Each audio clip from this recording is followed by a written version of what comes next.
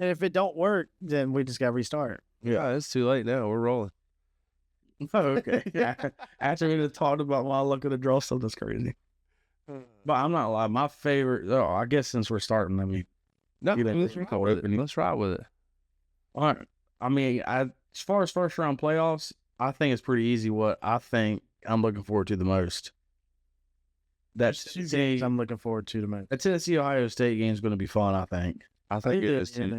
Notre Dame game is gonna be fun too. I think that's I think it could, but Notre Dame's liable to freaking just pants 'em.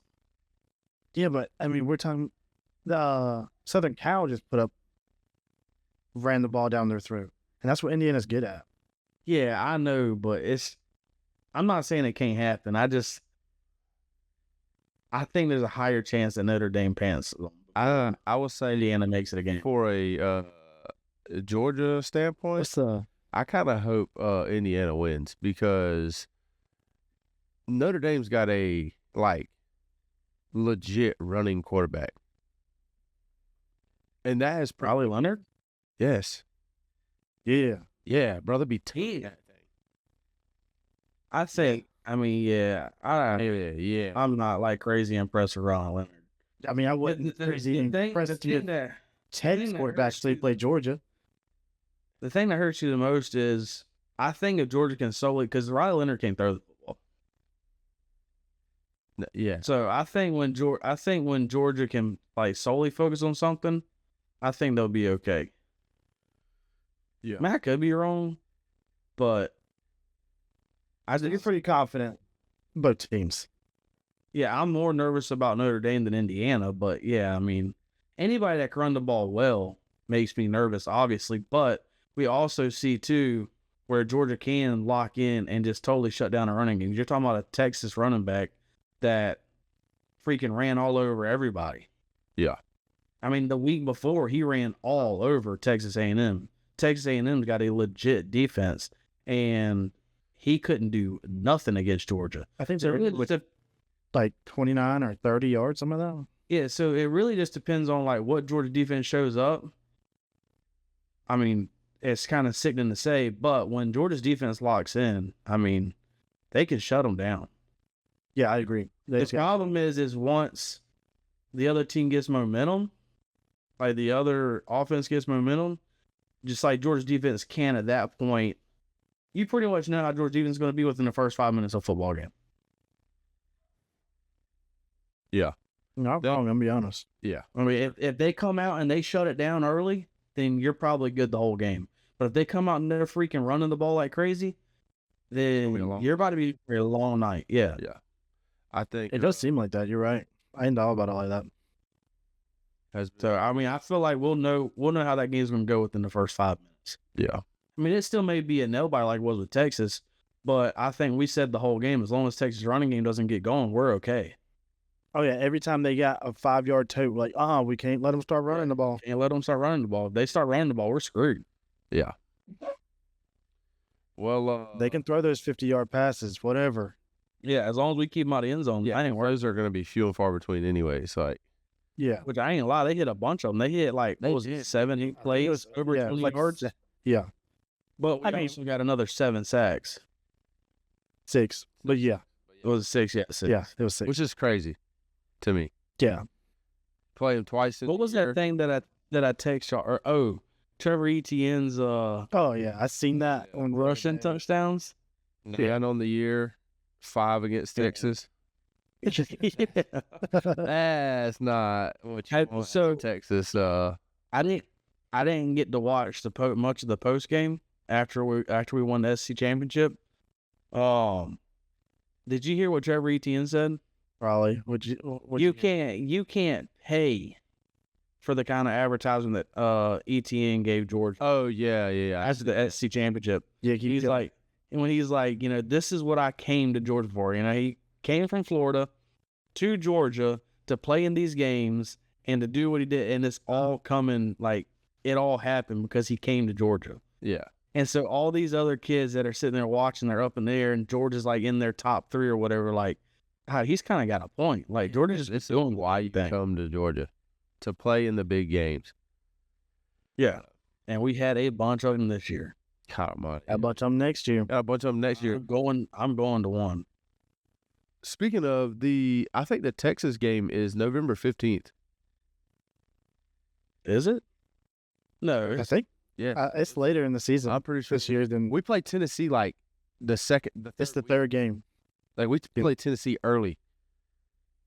and then we get a bye, and then we play Bama. Yeah. The only thing is, man, I mean, granted, I've never seen Texas in person either, but Bama's been like our Kryptonite. Maybe we just need to be there. I think we need to go to the Bama game. I think we do too, because I think we need to be cheering for them It's- in the stadium, and we'll win.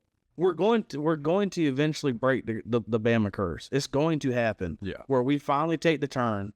And how cool would it be if we go there and they win, and then we get on a streak against them? Okay, You know what that means? Well, you know what that means, though, right? We're gonna be like, so we went last time, That's what I was about to say. and we're gonna be so torn. The good thing is, I get a bonus every year. So, We're like, so do we travel to Tuscaloosa? I mean, I have been open about I want to go to every SEC stadium at some point in time, anyways. No better time to start than now. I tell you what, though.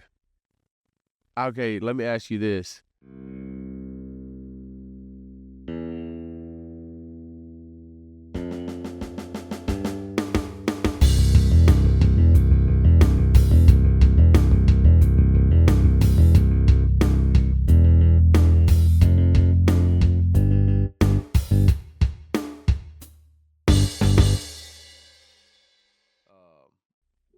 This is welcome to another Southern Roots episode. Obviously, college football playoffs is on our mind. We got on here, started debating on what we were going to talk about. Started talking about football, and then we've been sitting here for 40 minutes, and then I finally decided to hit record. God, it has to be 40 minutes. Yeah. So,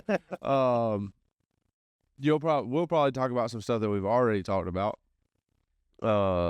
before we started recording, but that's besides the point. Before we get into the rest of this stuff, you want to plug the social media real quick? Yeah. We have a Facebook page, a YouTube channel, a TikTok, and an Instagram. Y'all go like, follow, subscribe. Y'all give us a comment, give us some interaction. It'll be greatly appreciated. Everything is at The Southern Roots. So we have, what I was going to say is we have a home game winning streak right now. Right? Like, Yeah. Pretty significant. Was it like 31? Well, our seniors have never lost. I think it's more than that. I think it's getting closer to 40. I think it's like 37 or something. So, anyways, so what my question is, how far through the season do you think because this year we went on the road. I mean, Kirby said in his post-game speech, they've been on the road all year long, right? How long do you think we go through the season next year before we lose a home game? I'll be honest with you, there's no way I can answer that because there's too many people in transfer portal. I got to see who goes where, what ends up with what. I mean, Alabama's got a bunch of people in transfer portal. There's a rumor going around that Ryan Williams is going to go on the transfer portal. They're losing Milroe, but I know they're back up that Ty Simpson kid. He's supposed to be really good. So I saw Milroe can come back, which I think would be if he was recruited in 2020, then that's the last class that can come back. If you were a true freshman in 2020, that's the last class that has the COVID year. Yeah. Mm-hmm. So, like, Beck technically could come back. Mm-hmm. It's possible. I don't think it's So, my thing is, we'll get to that in a second. But yeah, I mean, we got to see, because Texas is going to have people in the transfer portal, and of course, Texas is going to get people out of the portal.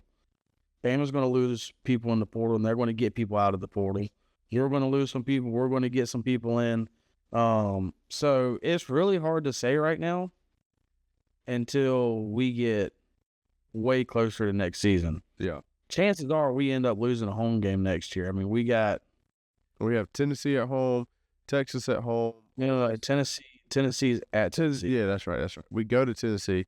Then we have Texas at home, Bama at home, Ole Miss at home. Ole Miss is not going to be nowhere near the same team they were this year. No, they're not. They're losing a ton of people. Yeah, this was the year for Ole Miss. Like this is the year that Ole Miss waits for. When you catch, you got a bunch of fifth-year guys, a bunch of senior guys, a bunch of older guys that are good ball players that have stuck around. This is the kind of years that Ole Miss looks for. Yeah. Yep. Well, let me see what our entire schedule is. I got it right here. What do you want to? I got to look at it because I want to. So we open up with Marshall, then we play Austin Peay, then we go to the Vols, then we have a bye, then we play Bama at home. Both Bama and Georgia are both coming off a bye to play each other again. We play Bama at home, Kentucky at home, at Auburn, Ole Miss at home. We got a bye. Play Florida and Jacksonville, which is the last one for the next 2 years, by the way. Correct. Play at Mississippi State, Texas. We play Texas in Athens.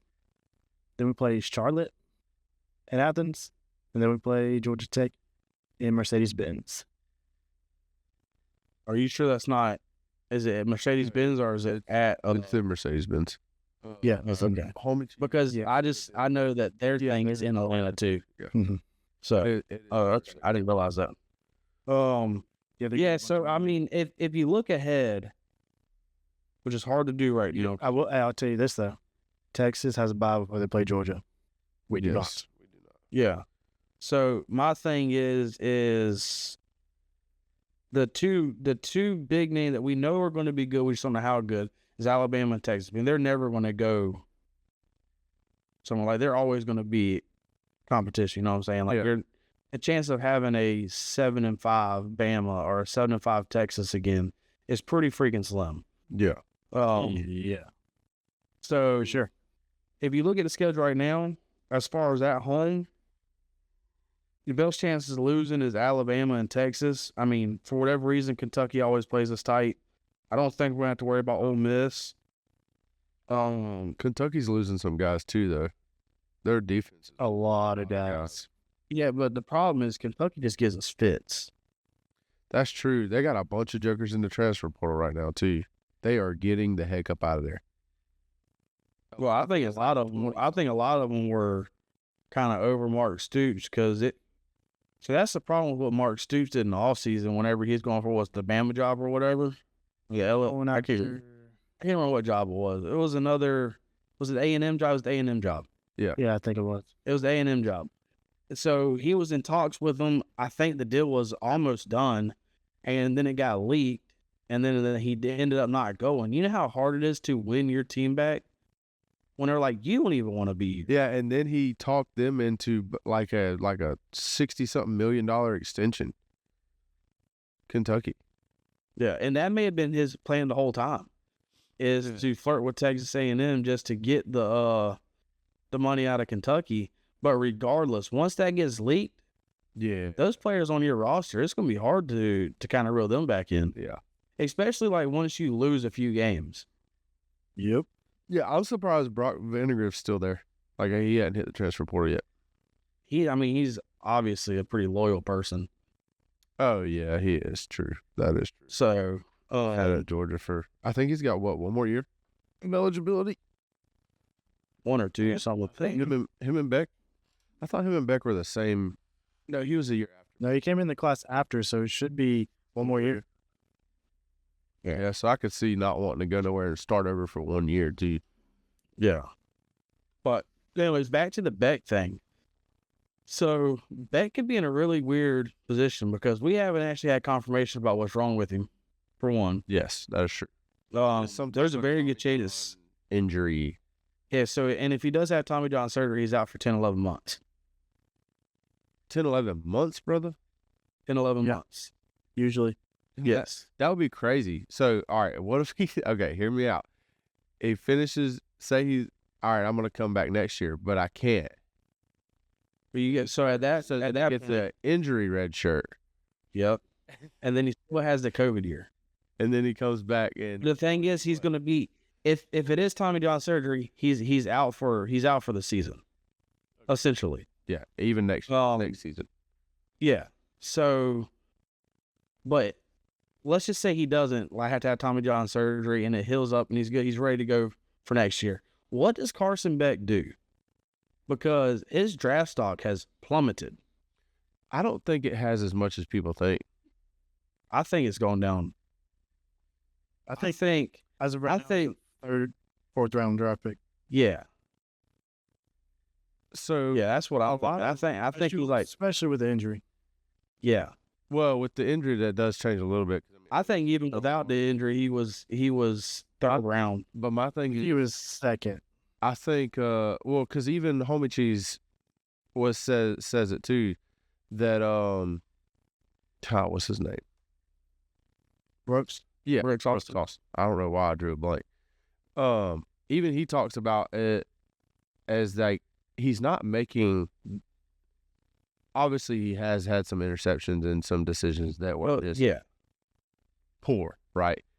But majority of his stuff is not like on him, and those people who are doing those draft stocks and stuff are like the manager, GMs, or whatever you want to call it, whoever drafts the players. Ooh, excuse me. Is they're not just looking at the stats. So I don't think his draft stock's fallen from a physical standpoint or from a throwing standpoint or anything like that. I think his draft stock is going to fall off from the mental standpoint. I mean, I don't know if I said it on this podcast, but I've said it to y'all several times. I think he's mentally weak. Yeah. I don't know. I mean, I know you've definitely said it to us. You said it. I think you said it Saturday night. Yeah, and so like, the problem with the mentally weak quarterback. Well, the reason I say that is because I think, it's been said that Kirby's sent him to a sports psychologist. I don't know how common that is. It may be more common, I think. It's just I don't hear that a whole lot. Right. And I don't know. Like there's quarterbacks every year that get drafted, and everybody's like, why did he get drafted so high? And then you go and you listen to the people that were scouting them and grading them and all that stuff. It's typically always because of the mental side of it. Like people's draft stock more so falls and rises a lot of times. Like once you get out of college and you're going to the combine and all that stuff, it rises and falls according to the mental side more than it does the physical. Because you can look at a quarterback and say, okay, he's got all the right mechanics, he's got the arm, and then you're talking about the best coaches in the league. I mean, they're in the NFL. Yeah. So if you have all the right stuff, typically you get the coach. All it takes is just coaching them up. But if they don't have it mentally, that's where you can start to falter. Because it's hard to change the mind. Yeah, I mean, especially at the quarterback position. That's true. I just don't know. I mean, I don't know. I have a hard time like deciding that based like not being around. You know what I mean? Like that's a hard thing to just kind of pick up on. To me. Oh, for sure. You know what I mean? But basically what I looked at is body language on the sidelines, which he's always been very like just there. Like no emotions at all. But which is the people around him, if you look, you got to look at that. Yeah. And he does seem to be like what's it? I guess babied like by Coach Mark. Yeah. The way and then the way a lot of the players deal with him and all that stuff, and then the level of excitement of the players as well. You get what I'm saying? Like the energy around him versus like when Stockton came in. Yeah. You get what I'm saying? Like, so I don't really know. I think he's in a really weird position. I don't care if he comes back or stay. I don't care if he comes or goes. From like a fan standpoint, I think we'll be just fine whether he comes back or if he goes.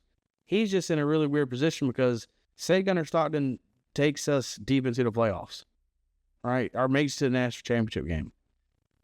And then you got Carson Beck, who has another year of eligibility. His draft stock, he just went from like a top, 2 quarterback to like the 6th, 7th, 8th quarterback that's going to get drafted. Yeah. Like, what do you do if you're him? And how does Georgia handle that? I'd go wherever I can make the most money at. And That's the thing. So what does Georgia do? It's probably NIL. He's probably making more money at NIL right now than he'd make as a quarterback in the NFL. So say Georgia makes it to the national championship on the back of Gunnar Stockton, and he plays really well. What in the world does Georgia do? Open it up. Say, hey, we're going to battle it out. Yeah, do you take that chance if you're Carson Beck? I don't. Or do you? I think it ultimately depends. I think it ultimately depends on how they do in this playoff run. No, I do too. I'm just saying if Georgia goes out there and they crack the bed against, let's just say Notre Dame, right? Yeah, they play terrible. Gunnar Stockton plays terrible, and all that stuff. I think it's pretty clear cut what's going to end up happening if Carson Beck wants to come back. Yeah. But if Georgia makes a deep run and makes it to the national championship or wins the national championship, and Gunnar Stockton played really well, and then you're Carson Beck, because Kirby's going to say, no, you got to battle for it. What does Carson Beck do? If I'm Carson Beck, I'm not going to lie. If I only have one more year to prove it, I think I'm going to go somewhere where I don't have to battle. Where I know that I'm, yeah. I need to be the guy because I don't like. Because this is my last ride here. I'll never judge you for it because, he's got to do what he's got to do. But it's just, that's a tough. Yeah. It'd be his last opportunity if he comes back. Like, there is no redo. Yeah. This is it. That would be insane, though. Dude, could you imagine? Oh, my God. Could you imagine if he decides to come back and say Gunnar Stockton won the national championship and then Carson Beck walks out there the first game of the year as a starting quarterback for Georgia? Freaking, I can hear my Facebook now yell. Honest to God, I'd probably log off of Facebook. For the entire football season. Yeah, because I already have a little time dealing with Georgia fans, dude. There's no way I can listen to that crap. They're obnoxious, that's for sure. I've thought about that a lot with Carson Beck. Like, I don't know. Because I had already thought about, like, if I was him, I'd probably come back.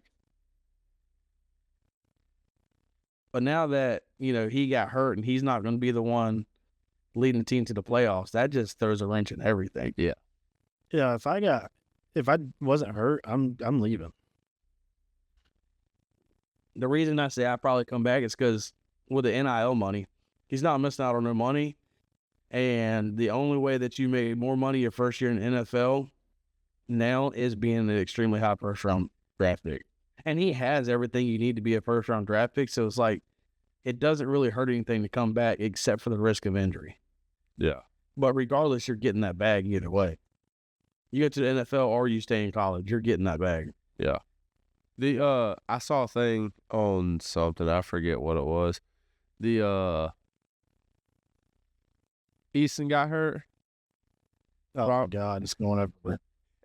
Fromm come in, took us to a national championship. JT Daniels got hurt.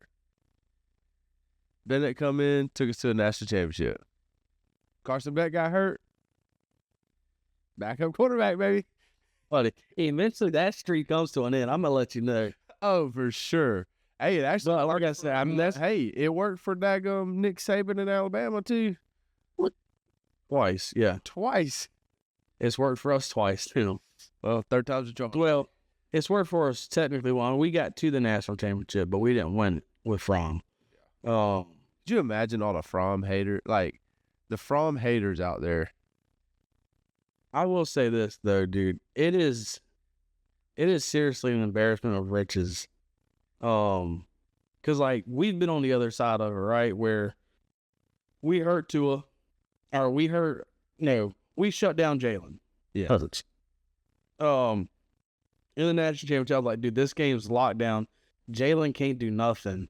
Nick Saban comes out at halftime. What does he do? Throws 2 out there, and it all goes to crap. I'm like, dude, like we knew we had that they had him. We didn't know how good he really was or what all he could do. And Buddy Kalender sets the world on fire. And then the next year, Tua gets hurt. Jalen Hurts comes in, wins the game for him. And so we've been on the other side of it. It felt good to be on the side of we're in a big-time game. Our quarterback goes down. We're like, oh, my God, here we go. That's it. You know, all the Texas fans are like, oh, Beck's out. We're good. And then all you hear is, well, here comes Gunnar Stockton. Like, who's Gunnar Stockton? Yeah. And then Buddy puts on one of the most impressive drives Georgia's had all year right out of the halftime. Yeah. Yep. I mean, and a lot of that was due to the receivers that haven't been able to catch a cold all year. finally started catching the ball. Like, What are we doing? Running the wrong routes. It was. I mean, you got Lawson Lucky over there freaking toe tapping on the sidelines. And that joker, he just be dropping balls wide open. Carson Beck throws it to him. maybe they had a vendetta against Beck. I don't. Yeah. If you thought there was a problem, for the people that said that Carson Beck was a problem in the locker room and the players didn't like him, that did nothing but help your argument. Yeah. Because all of a sudden these guys that couldn't catch footballs all year. Aaron were Smith just caught the first thing that he was thrown at him. Yeah. Right in the chest. Well, he has to body catch. Yeah, did you see did you watch Homie Jesus Brooks's live the other night when they did the nostalgic tape? And he's like, oh, we should have known right here that this joker couldn't catch. You know, I missed that. Because he caught the ball in the end zone. He's back there by himself and he catches it like this. Yeah. On his highlight tape. He's like, On his highlight tape? yeah, he's like, you got to high point that. Oh, that's tough, boy. I ain't gonna lie, that joker couldn't catch a cold butt naked in Alaska soaking wet. Yeah, Not it's, this year. Really none of the years. he's always had big time drops. Yeah. I was But this year. I will say, though, he has also had some big time plays. I mean, yeah. My God, you better with all the big time plays. Yes. I agree. I mean, I'm not gonna lie. You'll never change your mind to Arian Smith. I don't normally blame a loss on one particular person. Arian Smith lost the Alabama game. I agree. I could get behind. I think Granted, his defense draw. still allows scores, which I understand stuff. I think it just deflated everybody. Yeah. I mean, First play of the game, he had a. I mean, giant hold on though. He does it all the time. That is Yeah, so but like Against Georgia Tech, the first two drives, 3rd and 3, 3rd and 4. On the first drive was 3rd and 4. He drops the ball right in his chest. The very next drive is like 3rd and 3, drops the ball. I think this was a screen pass, but it's like, bro. Yeah, the problem with it being in the Bama games, that was early in the season, right? And so it hasn't been like detrimental. And then you miss a touchdown. I mean, he's to the house if he just catches that foot. I mean, it was in a basket. yeah. It was one of the best throws that Carson's had all year, and just straight through his hands. And then the next drive, runs the wrong route, and there's a pick. And then after that, it's like it's 2 times. It's the same guy back to back. You're like, your defense is going back out there. Like, dude, what the freak? Like, Yeah. we need a break too. You know, it can really affect. But now I will say too, on the flip side of that, like, you just got to be tougher mentally. It's a part of football. Oh yeah, crap's gonna happen. Yeah, you got to be tougher mentally. And I think they got tougher throughout the season. I mean, you have to. You can't. If you get upset every time a receiver drops a football, then Georgia loses every game out there because it's been a problem. We lead the FBS in it, brother. Yeah, the fact that Georgia leads the FBS in something that's not a good stat is ridiculous. It's bad. That's insane. That's what it is. And the amount of casual Georgia fans, I'm about to go on a little rant about Georgia fans. Okay, Please do. let's hear it. Let's hear it. As a Georgia fan, I cannot stand other Georgia fans. Say it louder for the people in the back. Listen to me. I think Georgia has some of the most obnoxious, non-ball knowing fans there are. It is ridiculous. We have been talking on this podcast a freaking year about Georgia's receivers dropping footballs. And everybody told us we know we're talking about Carson Beck's trash, Carson Beck's this, blah, blah, yada, yada, yada, so on and so forth. We caught heat from left and right from everybody because they don't know ball. And then all of a sudden, the national media gets a hold of it. Oh my God, look at this. Georgia's receivers lead the nation in all of FBS football of drop passes. And now what's everybody saying? Georgia's receivers are trash. Georgia's receivers are trash. That's the whole issue. Dude, we've been saying that all year. Y'all called us stupid for the first 8 games of the year. But Now all of a sudden y'all want to get on board? Shut up. I cannot stand a Georgia fan, dude. Georgia fan, the amount of people I have heard backtracking since the official stats have come out. Did y'all watch the football games? no, there's no. Or did y'all just go and look at the freaking the scoreboard at the end and then go and check the stats? Said, oh, Carson Beck threw 3 picks again. We suck. He sucks. He's trash. No. Most of them were tip balls and people run the wrong freaking route. I swear. The problem is people, they watch it. They just don't know what they're watching half the time. They just know when something bad happens. They're too busy over there drinking their freaking beer, eating their freaking chips, eating their burgers and hot dogs to actually know what's going on and then want to go and post on Facebook. The amount of people I have muted on Facebook is astounding. Y'all know a few of them by name. But I cannot get behind, dude. Georgia fans, I swear to God, they have to be the most obnoxious fan base. I love Georgia. Which is crazy. Love the Like, I don't know. I wonder. saying too. I just wonder if that happens with Tennessee fans. Like, we don't really know. That's true. I'm sure there's some. I think the problem is that we're realistic and we actually watch. Yeah. Whereas I'm sure there was a time whenever I was like 12, you know, I'd be like, oh my God, Carson Beck threw 3 interceptions, he sucks. But at what point in time if you're going to continue watching, like, just be a man and admit that you don't know what you're looking at.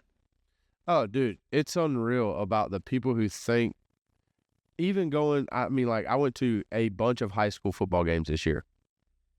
And you have to be very careful where, like, the people that are around you that are yelling and saying stuff and just completely dead wrong. Like, and I'm just like, you don't know what you're talking about. Shut your mouth. I'm all so bad. Trust me. Anybody who knows me personally knows I am all about getting on to the refs and stuff like that and yelling about, well, this isn't about football, but like fouls and stuff in basketball and, or, you know, making the right call or whatever when it comes to sports. Yeah. But you better be arguing the right thing. You cannot be out here yelling just God knows what about anything. And I'm like, it's unreal about the amount of people who just think they know what they're talking about. And trust me, by no means am I saying that I know every rule inside and out, all the stuff. I would say I know, I mean, a pretty good bit about it, I would think. But I tell you what, I know more than a bunch of people. yeah. Yeah. Just by hearing most of y'all idiots talk, I know more than most of y'all. It's funny because people be like, you don't actually know ball, because I just refuse to talk to them about it. Because I get so frustrated talking to people that swear they know what they're talking about and they know what they're looking at. And then we start talking about it. I was like, yeah, but did you see this that led to this that caused that? Like, that didn't happen. Go back and watch it. It did. You got to grind. 100%. That's exactly what happened. Yeah. It's for sure. Arian Smith didn't run the wrong route. What are you talking about? He didn't run the wrong route.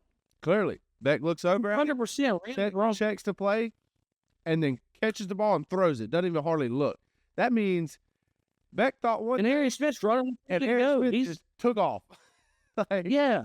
Like, what are you talking about? yeah. I mean, it irritates me, man, and so it's gotten to the point to where if I don't watch the game with y'all, the chance of me watching a game I care about with other people is pretty much slim to none. It's hard. Because I get, especially depending on who I'm with. Like, there's some people I can watch it with that aren't ball knowers, and it's okay because I know I can still put my 2 cents in, and if they don't like it, they don't like it. Yeah. But like to be around a bunch of people that you're not real close with and watch and have to hear the ignorance that comes out of their mouth, especially Georgia fans. This is mainly pointed to Georgia fans because y'all piss me off beyond belief. I cannot stand listening to y'all. I swear it's got to be one of the most spoiled, non-Bionoan fan bases in the world. It is Crazy. ridiculous. I mean, but yeah, I can't. Yeah, Georgia fans can kick rocks. Yeah. As a Georgia fan, I have several that I could, we're not going to name drop, but I 100% could say several that I'm like, yeah, they think they understand. They think they know. They ain't got a clue. Yeah. And it is fun. It is fun to watch the game with some guys that that don't claim to really know ball, but like they know a little bit, but they know their place. Yeah. And then they come and watch with us. They're like, I didn't realize the stuff y'all were saying was true until I watched the game with y'all. And y'all are pointing it out. He's like, that's an actual problem. It's like, yeah, it's an actual problem. Yeah. I mean, like, there's times in the game where, like, what are they doing right here? Like, why is he doing that? And then they'll show a replay, and then the broadcasters are like, I'm not sure what this guy's doing here, but probably shouldn't be doing it. Like, why did he just miss that block? He just whiffed it. Yeah. Like, how do you just not block that person right there?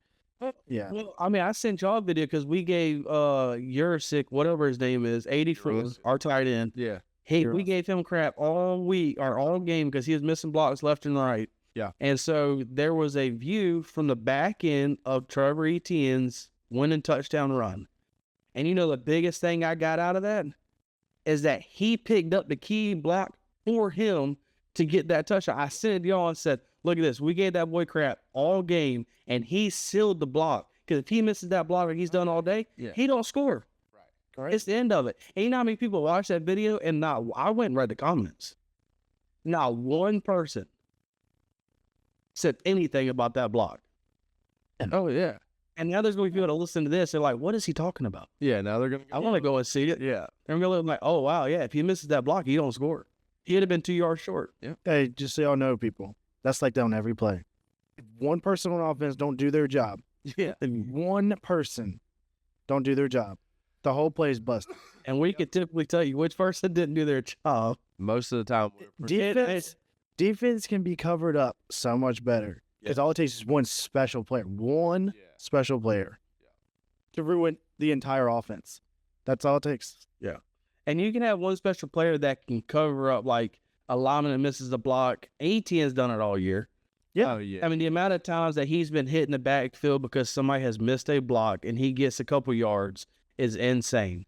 So you can look at it sometimes and it'll be, but there has been many a times where a play gets blown up. I'm like, dude, what was Buddy doing right there? Oh, yeah. And sure, they showed a replay and Buddy comes free because he's like, I don't know what to do. And what's that guy say? You don't wet all down your leg or whatever? Yeah. He definitely pissed down his leg, son. He just wet all down his leg. Buddy goes past him, blows up the entire play. And we see it from the jump. Like, we cannot, we can't win a football game like that. Like, there's a viral clip of Georgia's offensive line against Ole Miss, and the entire offensive line got swim moved at the same time. And we're all like, I mean, we're sitting there like, No, hey, that is Beck's fault. That's Beck's fault. Yeah, he's an idiot. Well, I mean, he should have known that. He should have checked out of it. Yeah. Yeah, like what? Ball knowers. I'll be honest with you. So as much as we don't like watching with other Georgia fans, I'd be willing to bet there's a lot of Georgia fans who wouldn't like watching with us. No. And I am okay with I would. Yeah, me too. I could agree with that. There's no way. Some people will be like, y'all. I don't know if my own wife likes watching ball with me. Dude, well, yeah. I had to tell y'all about that later, about what got said to me after the. Basically, I put it this way. Was I don't know if impressed is the word, but we pay attention to a lot. Yeah. We pay attention to a lot. You got to, man. You got to see. I mean, and it's not like, I mean, I just want to know why. Like, that's my thing. I want to know why. If something doesn't go right, I want to know the reason why. That's when I understand enough of football, and now I found a resource that can help break it down for me more. Kidding. Ever since I found that jerker, Shout out to that dude. Man. Yeah. Go ahead, look him up. Brooks Austin, Plum Guy Network. Yeah, dude, it's the truth. Best, and it's not just Georgia. He does everyone. Yeah, he does. Yeah. Mainly, I think he's breaking down Notre Dame tape today. I think he said it. What's his face told him no because he needed to go spend time with his wife because it was his. Okay, well then that'll be tomorrow. So it'll be this week. I mean, they're breaking down film like. Again, that is not what just your run of the mill typical fans are doing. You know what I mean? And it might be boring to some people, but I enjoy it. I do too. I just want to know the why. Can I put it this way? I have seen my progression in college football fandom from like it used to be just Georgia, right? Yeah. I only cared about Georgia, only watched Georgia games, and I was like, well, all of college football is pretty cool. Yeah. I started watching all of college football. Yeah. And then I was like, oh, wow, there's podcasts about it. So then I started listening to all kinds of podcasts. And it went from my favorite podcast being Dog Nation Daily. Don't get me wrong. Great podcast.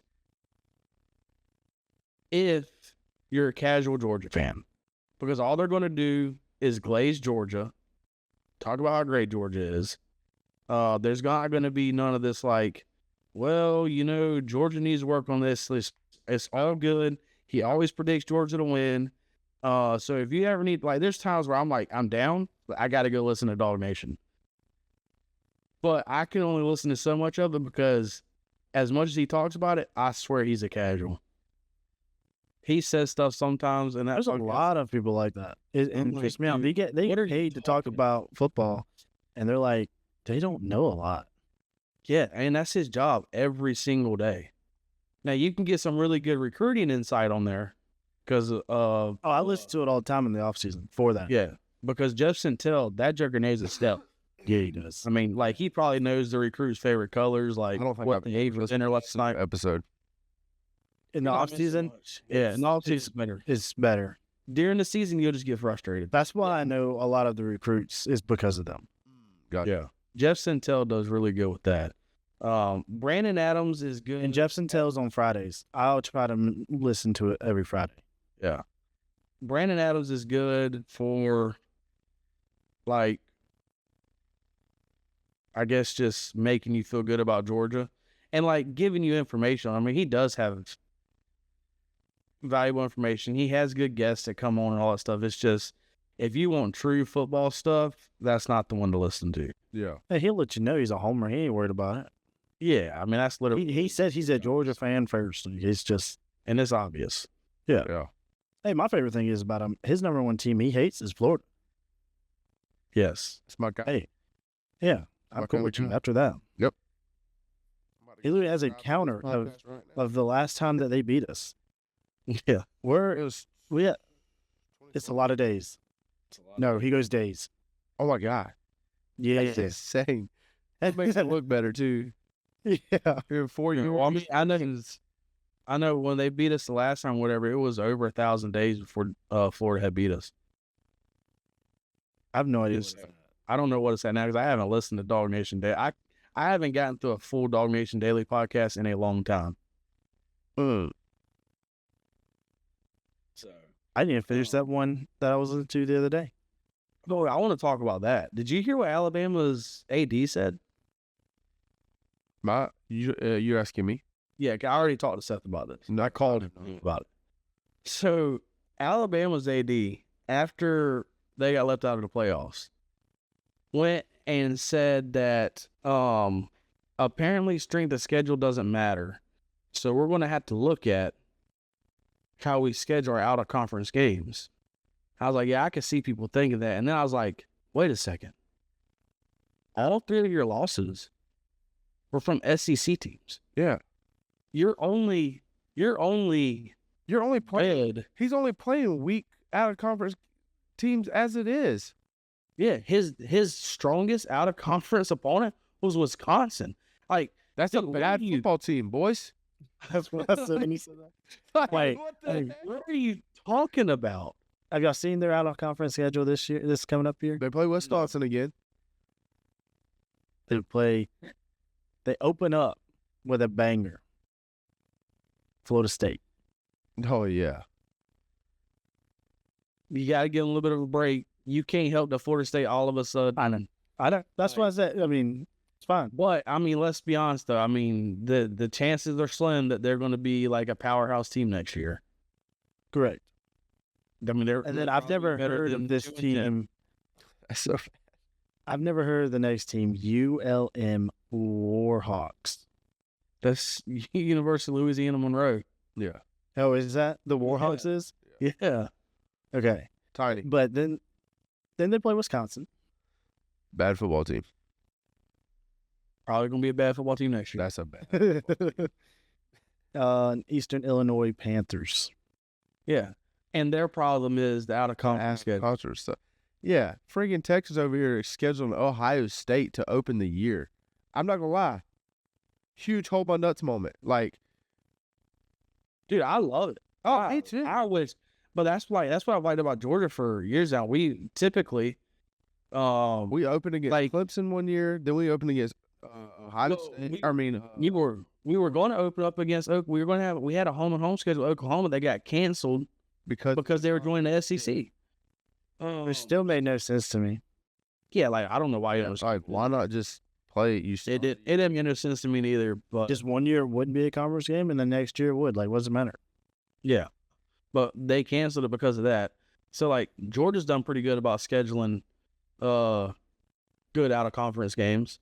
Yeah. Bama has notoriously, Scheduled crap out of conference games. yes, notoriously. I mean, you're literally Mm. on the ropes for the past 2 years. One at home, by the way. And you can say what you want. Like, again, this will go to I saw the final score of this game. This was not a good game. Friggin' USF, brother. It was 12-13 going into the Had them on the ropes, and like until it's about 6 minutes left in the fourth quarter. 6 minutes, and all of a sudden it's like 42-12 or whatever. Like to the point, I was sitting there watching it. I was like, I doubt it's going to happen, but there's a chance that Bama loses this game to USF. 100%. And there was like 6 minutes left in the game. It was like 6:40 something, if I'm not mistaken. Yeah. And then Bama hit them for like a 50-yard, stopped them. They hit them for another 50-yard, and the next thing I was like, okay, this game's over. Yeah, their offense just opened up. Like, it was just a defensive game.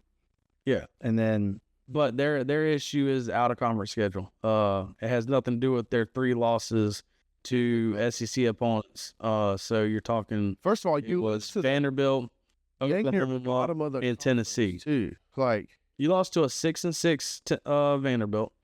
What is Oklahoma? I think they're like 6-6. I think 6-6. I don't think Hey. 6-6. I think they're that may. I thought they made a bowl. I think that made them 6-6. So they were a 5-6 at that point. Well, it'd have been like 4 and something or something like that because they had another game after that. So yeah, I mean it's your out of conference schedule that screwed you. It has nothing to do with losing to Vanderbilt and Oklahoma. You know, losing to Tennessee is really no shame in that. Tennessee's a good football team. They're in the playoffs. Yeah. But losing to Vanderbilt and losing to Oklahoma is a problem. Has nothing to do with your out of conference schedule. I mean, I'll be honest with you. If you're Bama, you almost had to fire that guy because he just made your entire school look stupid. Well, people aren't gonna. I mean, people don't think about all that. No, the non-Bama was like, yeah, he's not running. He's not wrong. We got to schedule easier out of conference games because these boys don't need to play hard. Well, you didn't lose. At first, when he said that, because there's going to be teams that do it, right? Because of, they get left out and they're like strength of schedule, but it's not Bama this year. So when he said it, I was like, yeah, that makes sense. I was like, wait a minute, that was Bama's AD that said that? That don't make no sense. Oh, speaking of not making sense, did y'all see the thing about Ohio? The legislation dude, No. the guy. Oh yeah, Some I dude did tried to pass. Is that true? Yeah, 100%. Some dude is trying to pass a piece of legislation, like a bill, to make it a felony to plant the flag at the 50-yard line of Ohio Stadium. Only in Ohio Stadium. How about you just beat Michigan? Brother, how embarrassing as a program is it to have to That is insane. That's nuts. You trying to put someone in jail A felony, for brother. plant? A Like, felony. what are we doing? You're talking about big time trouble for planting Yeah. in turf, by the way, that's not going to stick in the ground. It's just going to fall over. Like, That's insane. No, as soon as I let the flag go, it's going to fall over. Hey, that's a tough football team. That's a tough football team. Leave them alone. Can we talk about how stupid Ryan Day looked while all that stuff was going on? Yeah, it's just his hands on his hips. Just, what's Look going at his on? mouth open. Yeah. Asking players and coaches as they walk by, what's going on? What do you think? Your team just lost to a bad football team. Bad. Asshole. Terrible. And now they're trying to plant their flag on your field, and your player's saying, "No, I'm not having it." And you're just standing there, They completed sitting out of your leg. They completed 6 passes that day. 6. That's nuts. dude. Talk about I'm not gonna lie. intentional. The only thing that makes me happier than seeing Ryan Day look that stupid on the field and Ohio State losing is when Florida loses. Yeah.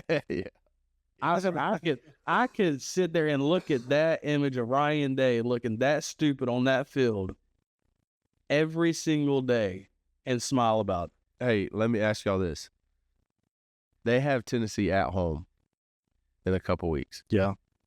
If Dude, if they lose that game out. if Tennessee beats Ohio State at home, or I guess technically Tennessee would be on the road, do they fire Ryan Day? So I don't think it has nothing to do with losing to Tennessee. His job's on the line strictly because Michigan. he hasn't beat Michigan in 4 years. I don't think he's beat Michigan since he got there. His first year, he Yeah. won. Was it his first year? Okay. Yeah. He hasn't He's been 1 on and 4 4. years. He's got seniors on his team that are gone, that are never going to beat Michigan. Because Ohio State, I can't remember who it was I was listening to or what, but I heard like Ohio State on average wins 10 games a year. Like that just happens at Ohio State. Yeah. What doesn't happen is losing 4 years in a row to Michigan. My only thing is, you just had this your last Yeah, game fans are was going a to be loss. insane though. Your last game was a loss to your rival. Now your very next game, granted it's several weeks later. I mean, it's going to be dang near a full month at this point. Almost. It's like 3 weeks, yeah. If you lose again in your first round of the playoffs, and you're supposed to have, you have the most expensive roster in college football. Well, like Nick Saban said, it doesn't matter if it's not the right players. I agree. Nick Saban literally said that. He said, it doesn't matter how much money you spend on your roster if it's not for the right players. That's true. I don't think he does. I look at it like this: is I hope Ryan Day coaches Ohio State for the rest of his life. Just like I said about Dan Mullen to Florida, because they're going to have it. West. He's coaching again next year. Where at? UNLV. Oh wow. Oh, they were talking about that yesterday. It just came on my phone earlier during the podcast. No, I did not. Also, it has been made official by UNC. Bill Belichick is going to start coaching football again. Yeah. I'm not gonna lie. That whole time I thought that was just a ploy to get NFL offers. I didn't think it was ever serious. I thought it was just smart on Bill Belichick and UNC Yeah. to say, look, we're good enough that Bill Belichick's thinking about coming, and then it gets Bill Belichick to say, look, I still have people asking me to come and coach. The whole thing I thought was just a, hey, look at me type thing. 70-something. Yeah, but Derek knows football. He does know football. Now, granted, he was blessed with probably not probably, but like the greatest quarterback to ever play NFL football. Yeah. For like his Thanks. entire, I mean, not his entire career, but a big old chunk of his career. Yeah, for sure. Yeah. But you still have to know football. Oh, yeah. I'm not saying, I mean, I don't know how great North Carolina could ever be. I think that, You know what I'm saying? Like, I think they definitely move up in the ACC for sure. I think they have, flashes here and there. Like, maybe it's like Ole Miss, like whenever they have a bunch of fifth-year guys and seniors and all that stuff, Yeah. they'll be good for a year or so, but It's only over a year. like year How well years is going to do teaching kids, not adults? So I did hear a thing. Dude's got a 24-year-old girlfriend. Buddy can recruit. I ain't talking about recruiting. That's insane, by the way. I'm telling you. At 24, you're out of college anyways, most of the time. 3 times. But if you just get your wife or girlfriend to go recruit, you're good, I guess. I mean, I literally only said that as a joke just because I thought it was like mind-blowing. It is mind blowing. But yeah, that was more of a joke. I had no idea how he's going to do on recruiting. I'm sure at first he'll do just fine. I think somebody told me that he was like a hard nosed, like you had to be very disciplined type. He liked a lot of structure or whatever it was. And somebody said that he had in the NFL you have issues with that because as the coach, you're not the highest paid person in the room. So it's like, Right. Well, there's a different level of respect too. yeah, but Like they're like, I'm in the NFL. Like I know what you're not going to talk to me like that.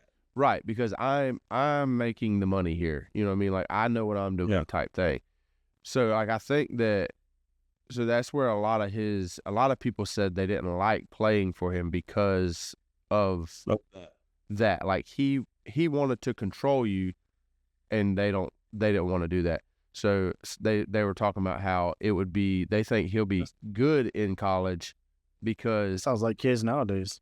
I was about to say, yeah, I do. nowadays, college is a lot like that. I think that's why for the longest time, it was hard for a college coach to go from college to NFL, but from NFL to college wasn't as difficult as a transition because the coaching style was so different.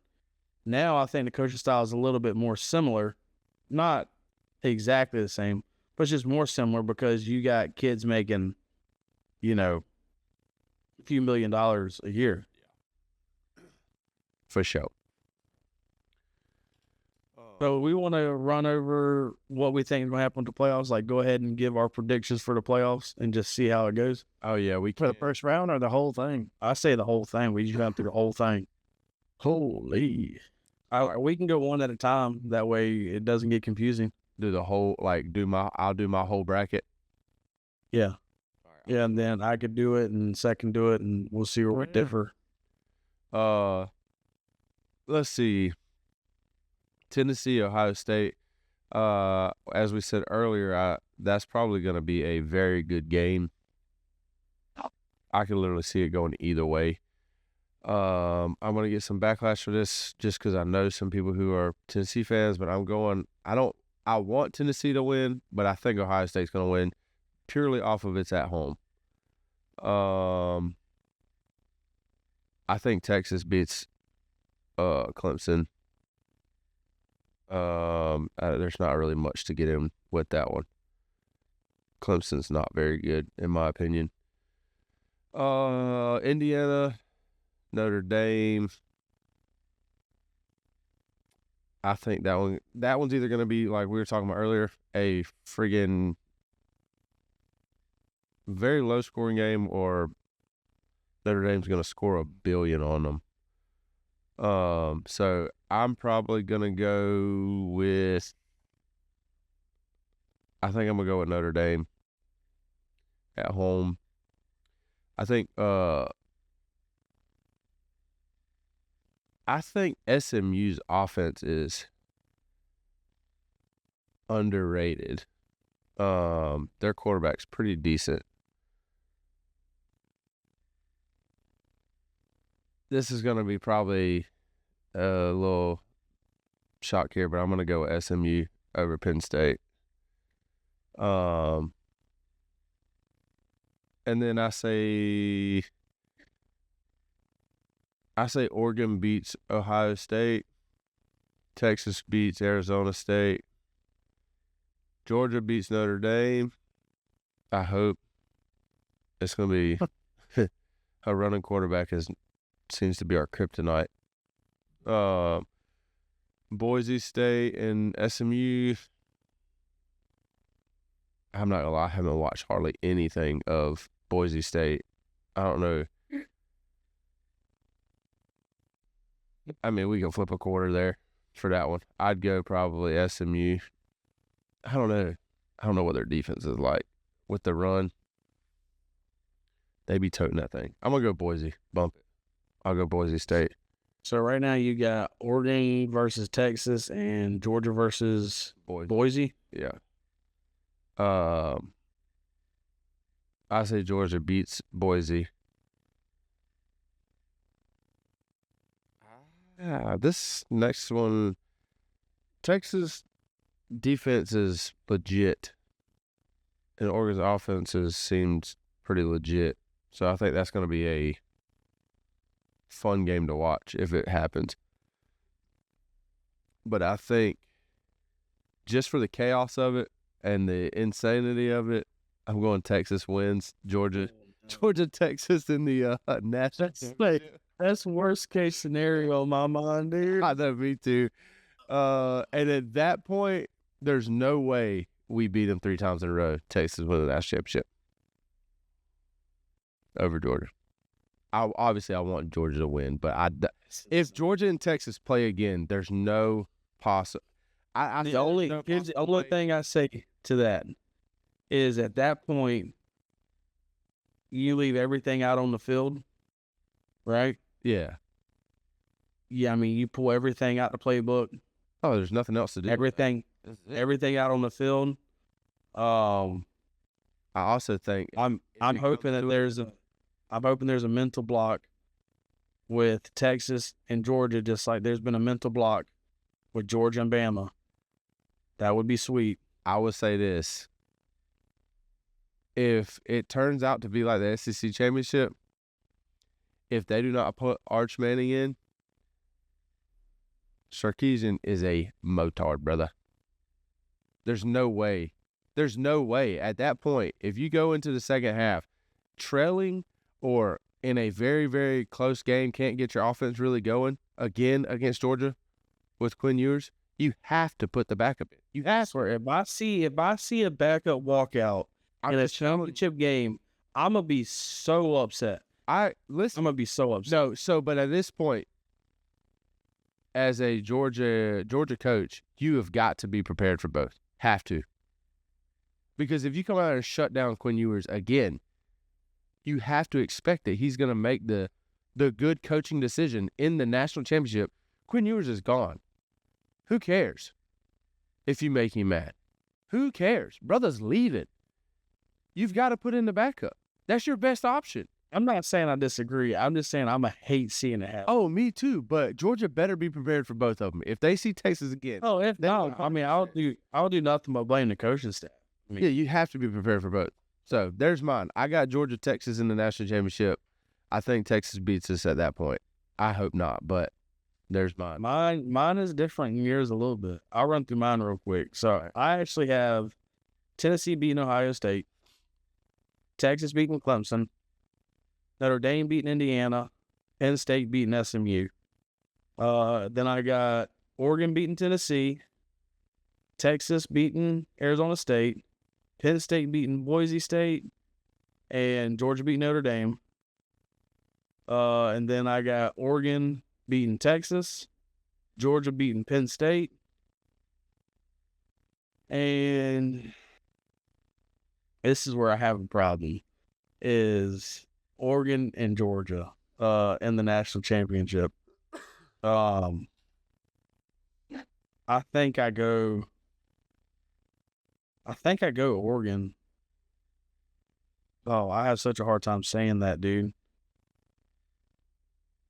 I'm going to say it. Georgia wins the Natty against Oregon.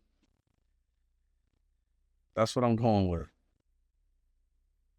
We can't let an assistant coach beat the head coach. Can't do it. Can't do it. But it wouldn't surprise me if Oregon won. I just think that's going to be a national championship. As far as who wins out of Georgia and Oregon, like Andy said with the SMU Boise State, literally a coin toss, in my opinion. Yep. All right, Seth, what you got? He got a smirk like he got something schemed up over there. No. I think I already know what one of them is. I have Ohio State over Tennessee. Texas over Clemson.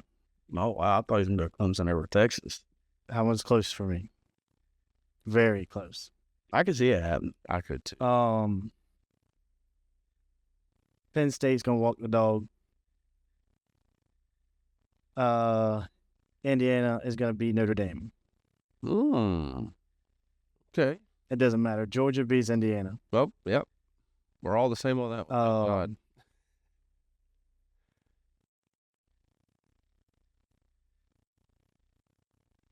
I don't know about Tennessee and Oregon. That one's hard. Or you had Ohio State and Oregon, so. Okay, that's a worse matchup. Tennessee's a worse matchup for Oregon. I got but they're playing them again, brother. That is the problem. And I'll be honest, the only reason Oregon won that game was because Will Howard doesn't understand the clock. Slide through it. Time to expire. That's what a dummy. I'm gonna do Ohio State over Oregon. Ooh. Texas over Arizona State. I always pick Tennessee over Oregon. Oh, and Penn State over Boise. So my final four is Georgia, Penn State, Georgia, Ohio State, and Texas.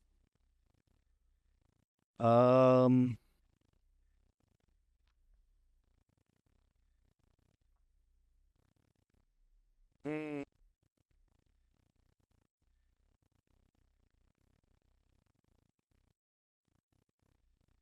Ohio State over Texas.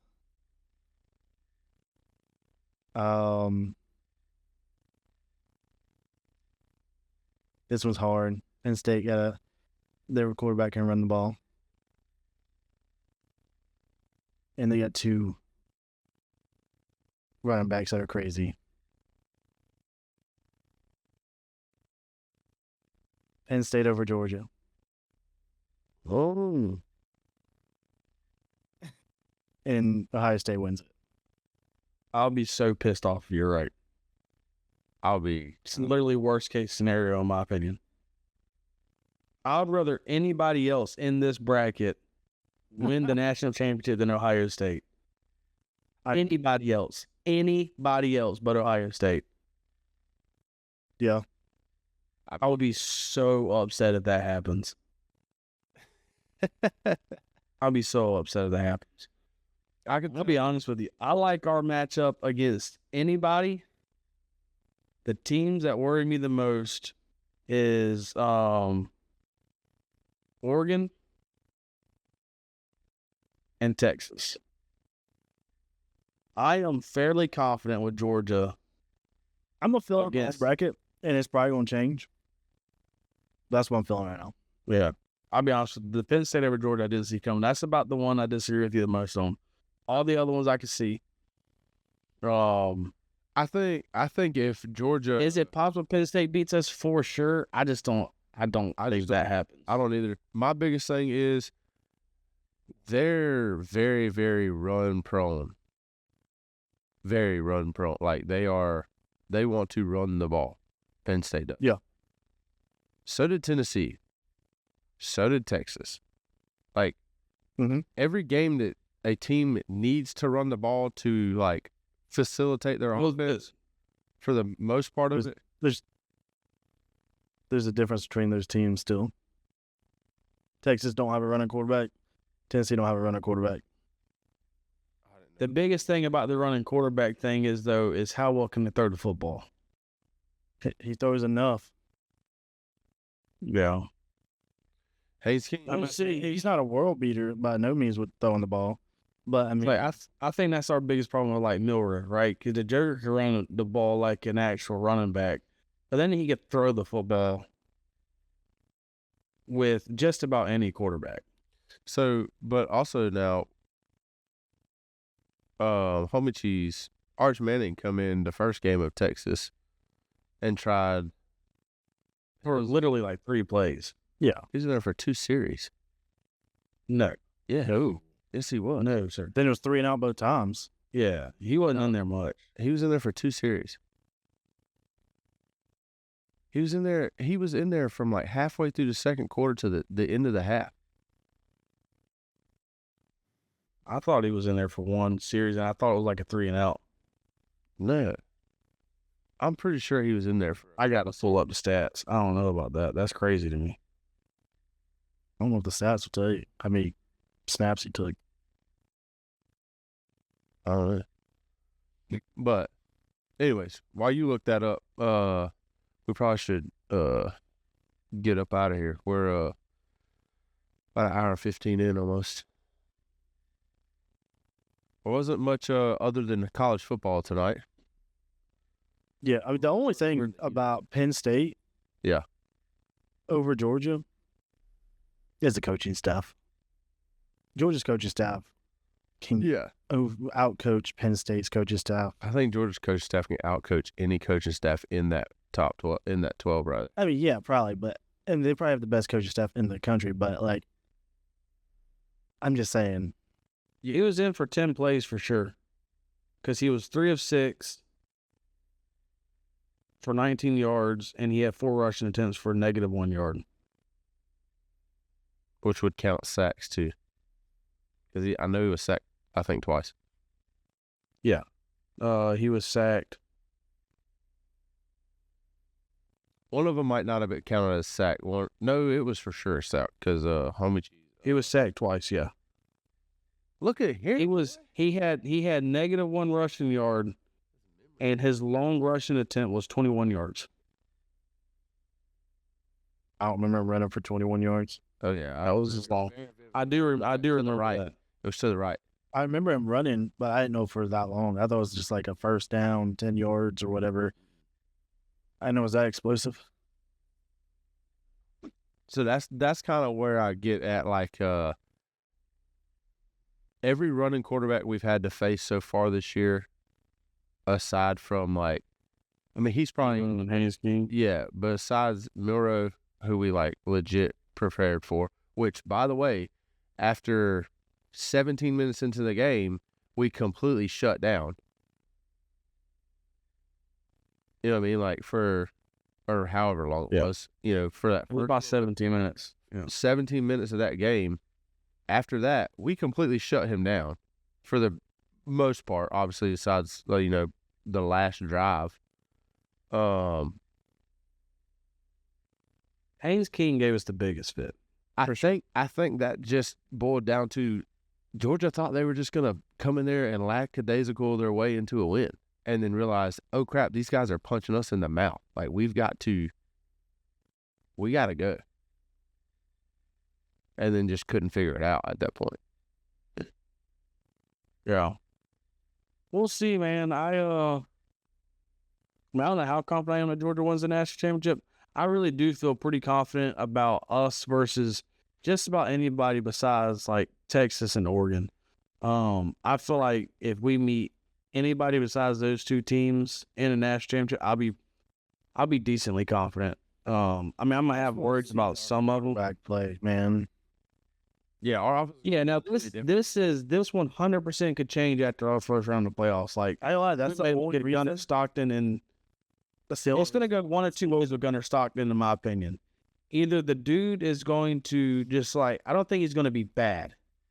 I don't think it's. but he may just be like average. Or I think he's going to really give teams fits. I hope it's that one.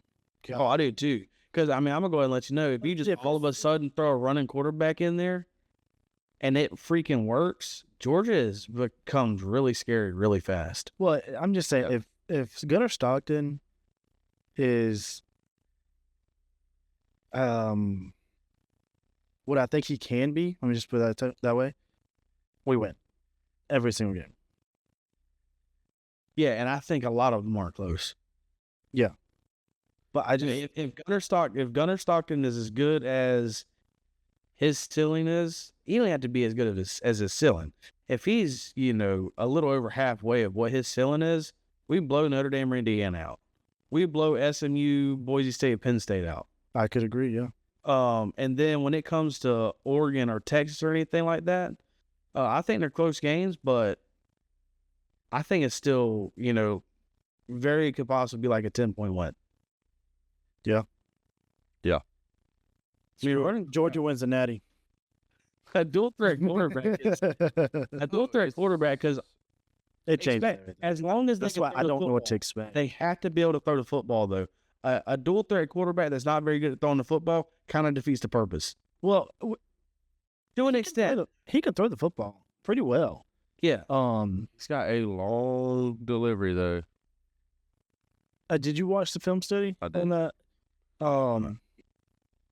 Whenever he's got to just sit in the pocket and rip it, as he said, Yeah. he's fine. Yeah. It's whenever you gotta kind of throw it downfield, get something into it. When The good thing is he's going to be taking. Get it down 50. He said 15 yards or longer. Yeah. He's like it's gonna. It's a little elongated. Drop his head. His ball's gonna go to the hip, come all the way back around. He said, but anything under 5 yards, it's 15. Or yeah, under 15 yards, it's pretty much kind of straight back. But Basically, as long as his protection is decent, he should be okay. the only thing with the dropping the ball and all, you give secondaries as soon as they see you start that motion, they know where you're going. Yeah, they're breaking. Yeah. They're breaking. The other thing is there's not a ton of tape on this guy. No, and the best thing is you let it be for what it is. It's either a friggin' hit or bust for these next potentially 3 games, and you fix that side of the mechanisms and mechanics of his throwing stuff. You're not trying to fix nothing right now. No, you let him. You're not trying to fix no mechanic training training. ball. Like it is what it is. All you do is you try to design the offense around a Gunnar Stockton, whatever he's good at. Yep. You don't work on the mechanics right now. No. If they're working on mechanics, that is insane. Yeah. There's no way you're working on that right now. No. You can't. I mean, what I will say, the one thing gives me a little bit of confidence is, so he didn't look rattled. He didn't look shaken. He didn't look nervous in that game when he had to come in, right? Right. He looked underprepared. I think Everyone did a really good job. That was bad, and it was bad. Yeah. I was going to say, he looked a little underprepared. But you're talking about 3 weeks of taking all first-team snaps. Yeah, and when you're Every single one. when you're the 2, you're literally taking 10% You're taking of the snaps of an offense that's built around the one quarterback. You know what I mean? You're not. And then whenever you do play quarterback, you're playing dummy for a lot of the you're playing scout team. They're telling you, hey, you need to go and do this and this and this, so our guys can look at this. Right. Now, I ain't gonna lie, when they rehearsed, when they went over Georgia Tech stuff for Hayes King, that brother probably was tearing up our defense at practice. Well, I don't know if I'm be honest. That's probably Puglisi doing that. Yeah. Yeah, they're not going to let it take a whole lot of hits. But, yeah, I mean, I think his preparation is going to be much better, and I think that's where we're going to see the biggest improvement. I think so, too. I think he just seemed a little underprepared, but naturally he should be a little underprepared. He's not supposed to be in that football game. So, especially not for a whole half. Who's y'all's player of the game during the SEC championship? You got to say love, dude. Player of the game. Dalen Everett. I don't know. I know that's kind of a cop-out answer, No, there ain't no cop-outs. Yeah, Buddy was. possessions.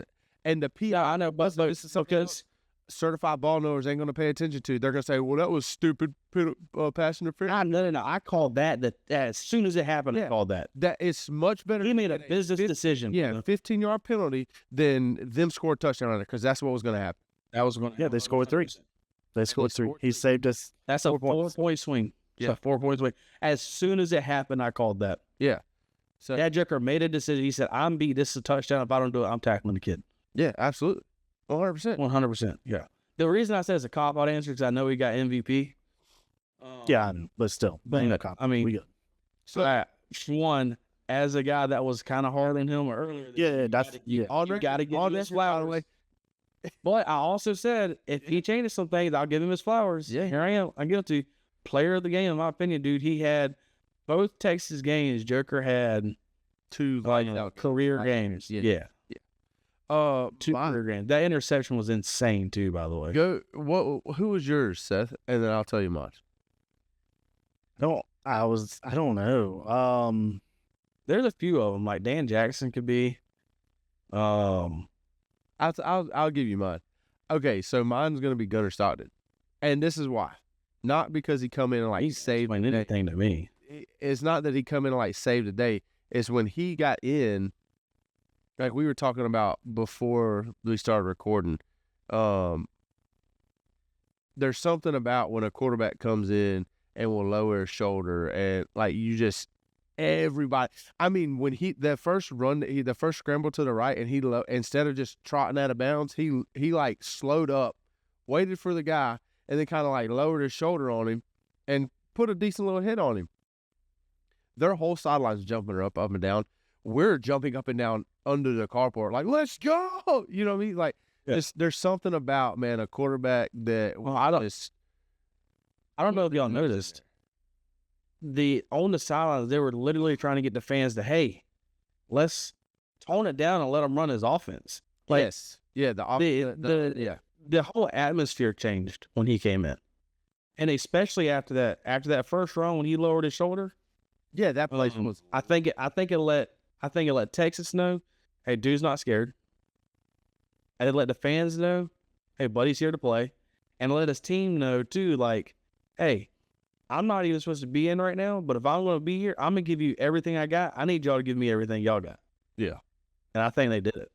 I mean, that's 100% fair. I mean, for one, if he fumbles that ball when he takes that hit, that's a game. Yep. Yeah, because there's nobody around. And and it wasn't a targeting call. Yeah. So they recover that football in that game. All right. I'm all for big hits. I'm not saying that it was targeting. But what by definition is the targeting rule? I've been real confused about it forever, to be honest with you. So if you Googled it and it says forcible contact to the head or neck area, that's it. That is the definition of targeting. It can be made with the head, the crown of the head, a shoulder, forearm, hands, like pretty much any part of your body that is going to. I do know hit their head. There's three apparently three criteria. Yeah. There's 3 criteria that's got to happen. You have to be doing 2 of them. So intent, leading with the crown of the helmet, and forcible contact to the head and neck area. The intent was to hit him hard. Yeah. I don't think the intent was to hit him in the head and neck area. No, I think the guys holding him too slowed up there was somebody holding him. Like somebody had kind of wrapped him up a little bit and he was still going forward. I think if that guy doesn't get there, Gunnar Stockton takes that off the shoulder. Yeah. I mean, I will say, whenever I saw the hit, I was fine with it being called either way. Yeah. Especially if I didn't fumble. Yeah, well, and I see that if you would have fumbled, I would have really wanted that was targeted. That was targeted. Yeah, but I was fine with that call going either way.